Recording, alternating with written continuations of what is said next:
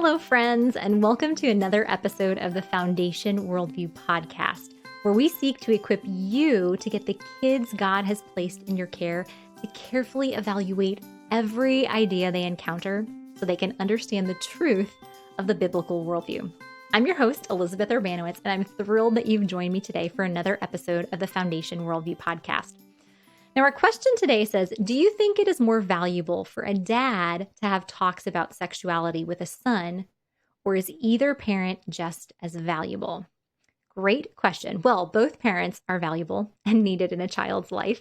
It's a blessing for a child to have a mom and a dad present in his or her life. But this is an interesting question, to think about talks about sex and sexuality. Now, the first thing I want to cover is just that sex should be talked about, period. Whether it's the mom or the dad or both, children need to have talks about sex and sexuality at much younger ages than we may have thought so in the past. And part of this is just because our culture is so aggressive.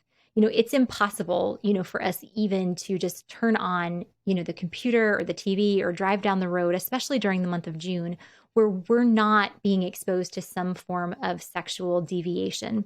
And it's really, really, really important that the first time our children have any concept of sex and sexuality, that it be coming from a biblical perspective and that it be something that is positive. Because if we want our children to understand that sex and sexuality are part of God's good design, we can't wait until there's a moment where they've been exposed to something and we have to backpedal and explain why that thing is wrong when we haven't already built up the positive theological case for the goodness of God's design. Recently in a webinar, when I recommended that the first sex talk actually happen when a child is 3. And if not 3, then 4. And you may be thinking, oh my gosh, Elizabeth, are you kidding me? 3 years old? I'm not saying you have to sit down and have a talk through all of the details and the mechanics and, every single thing that you're going to share with your child one day about sex, but that it's so important that from a young age, our children know that there's a difference between girls and boys, and that God designed us as sexed beings for a good purpose. That sex is not something that's dirty. It's not something that we should be ashamed of. It's not something that should just be talked about in whispers. It's not something that should be shared with everyone, because it's a special thing just between a husband and a wife, but that our children understand that this is part of God's good design. So we need to make sure that the first conversations that we have are not reactionary, but that they're actually proactive. This is a philosophy we take at Foundation Worldview for basically all things. We really, I don't know, if you're watching this podcast, 5-10 years after I record it, maybe there will be a ton of comparative worldview resources on the market for elementary aged kids. And if there are, praise God for that. But one of the reasons that we decided to publish a curriculum for kids as young as 8, teaching them about competing ideologies, is because we know that by the age of 8, they are already exposed to competing ideologies. And there is nothing available for Christian parents and pastors and educators to teach kids to evaluate the ideas that they encounter until they were in high school. And by the time kids are in high school, it's not too late to teach them to think well, but they've already had such deeply ingrained ways of thinking, and they've been confronted with so many false ideas that by the time they're in high school, you have to do a lot of reformative work. You have to do a lot of tearing down of faulty ways of thinking, where what we wanted to do is we wanted to actually build up the positive foundation and teach kids, this is the biblical truth.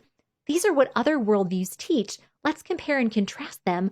What actually lines up with what we find in reality? Oh my goodness, it's what we find in Scripture, so that they were prepared to carefully evaluate every idea that they encounter from a very young age. And so this is what I'm recommending right now for having talks about sex and sexuality, rather than waiting until we have a moment where we have to kind of backpedal backpedal because they've just been exposed to something that does not align with God's good design, or waiting until, they've already had conversations, in hushed whispers, in the Sunday school classroom or out on the playground, or in their school classroom where they've already been given misinformation. We want to be that first person or the first people to set that stage and to help them to understand God's good design. In a webinar I did a while ago with my friend Hillary Morgan Ferrer, she talked about how there's this psychological phenomenon where whenever we hear an idea from someone, whoever we hear it from first, we view that person as the expert.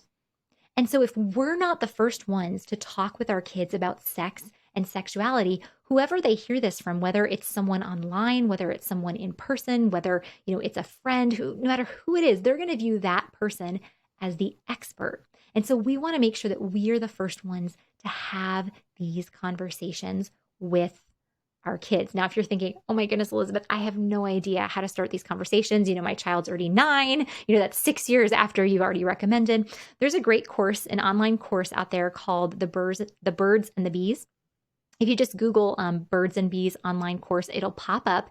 And it's just a course for parents explaining how to have these conversations with children ages 1 through 10. What are the different conversations that you need to have? What's an appropriate level of detail for a 3-year-old, versus a 9-year-old? What are the different, what are the different ways you need to talk about this? When do you need to talk about this? How can you be proactive about conversations, with an 8 or 9-year-old about pornography, without going into too much detail, but also making sure that you're protecting your children from what is predatory. So if you just search for that Birds and Bees course, it's a great resource for families, to start thinking, how do we have these conversations? Now, the question that I read initially was, do dads need to be the ones to have these conversations with their sons? If we start talking about sex and sexuality with our children at age 3, they're not at an age yet where it's like they need to have a conversation with one parent over the other. Ideally, conversations about sex and sexuality would happen with both of the parents so that the child feels comfortable coming to either parent with questions about sex and sexuality. Now, once kids start to get older, especially as they're 11 on up, having these more in-depth conversations with parents of the same sex can be very beneficial, because a mom's perspective of sex and sexuality is going to be somewhat different than her husband's perspective. So having a father actually have these conversations with his son can be of great value. Having a mom have these conversations with her daughter can be of great value. But if you're in a situation where, whether, you might be a single parent, whether that's from divorce or from widowhood or just from other circumstances, don't think that God still can't use you to have this conversation with your child just because you're a different gender than they are. Or I guess I should say, with everything in our world, I should say then you're a different biological sex than they are.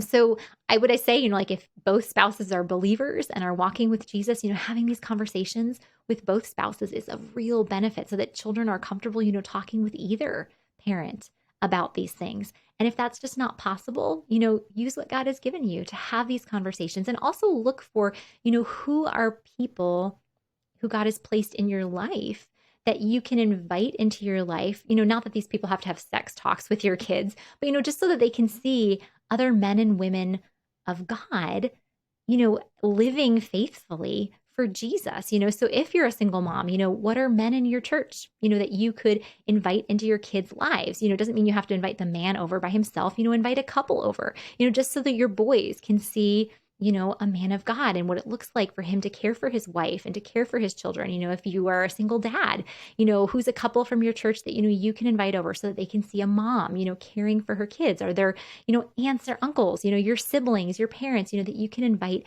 into your kids' lives so that they can really play that role. Now, another thing I want to address is sometimes when we think about having sex talks with our children, we can have a lot of anxiety over that. It's not a comfortable topic for us to talk about.